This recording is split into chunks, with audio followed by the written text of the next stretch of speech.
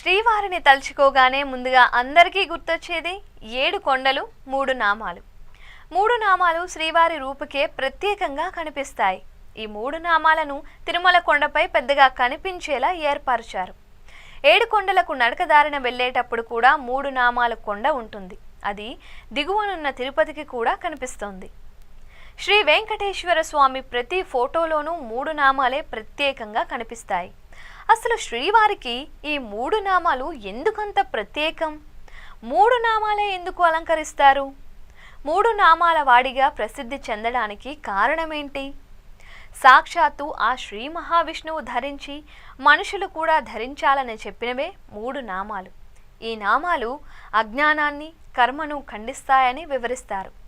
మొదటిసారి రామానుజాచార్యులు స్వయంగా తన స్వహస్తాలతో శ్రీవారికి 3 నామాలను అలంకరించారంట. అలా శ్రీనివాసుడికి తిరునామాలు అలంకరించడం ఆనవాయితీగా మారింది. శ్రీవారికి ప్రతి శుక్రవారం అభిషేకం తరువాత 16 తులాల పచ్చకర్పూరం, 1.5 తులం కస్తూరితో 3 నామాలు అలంకరిస్తారు. అవి మళ్ళీ గురువారం వరకు అలానే ఉంటాయి. గురువారం స్వామివారి నేత్రాలు కనిపించేలా నామాన్ని కొంతవరకు తగ్గిస్తారు. అంటే ఎప్పుడూ శ్రీవారి కళ్ళు నామాలతో మూసి ఉంటాయి.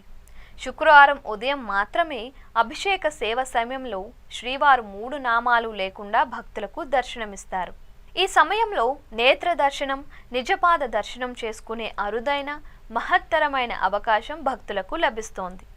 శుక్రవారం అభిషేకం తరువాత 3 నామాలు అలంకరిస్తే మరలా శుక్రవారం అభిషేకం సమయం వరకు ఈ నామం అలానే ఉంటుంది. అంటే వారానికి ఒకసారి మాత్రమే శ్రీవారికి 3 నామాలు దిద్దుతారు. శ్రీవారి 3 నామాలకు ఉపయోగించే తెలుపు, ఎరుపు బొట్టు వెనుక చాలా పరమార్థం ఉంది. తెలుపు నామాలు సత్వగుణాన్ని తెలియజేస్తాయి. సత్వగుణం మనల్ని ఉన్నత స్థితికి తీసుకువెళ్తుందని సూచించేది నిలువు బొట్టు. ఇక ఎరుపు రంగు అనురాగానికి ప్రతీక. అంటే ఎరుపు లక్ష్మీ స్వరూపం, శుభసూచకం, మంగళకరమైనది. కాబట్టి తెలుపు నామాల మధ్యలో ఎరుపు చూర్ణం ఉపయోగిస్తారు. శ్రీవారి 3 నామాలకు మరో అర్థం కూడా ఉంది. వైష్ణవుల్లో వడగలై, తెంగలై అనే 2 తెగలున్నాయి. వడగలై అనే వాళ్ళు యు ఆకారంలో నామం దిద్దుకుంటారు. తెంగలై వారు ఆంగ్ల అక్షరం వై ఆకారంలో తిరునామం దిద్దుకుంటారు. అయితే ఈ 2 ఆకారాలకు మధ్యస్థంగా తమిళ అక్షరం పాను పోలి ఉంటుంది. దీన్నే తిరుమణి కావుగా పిలుస్తారు.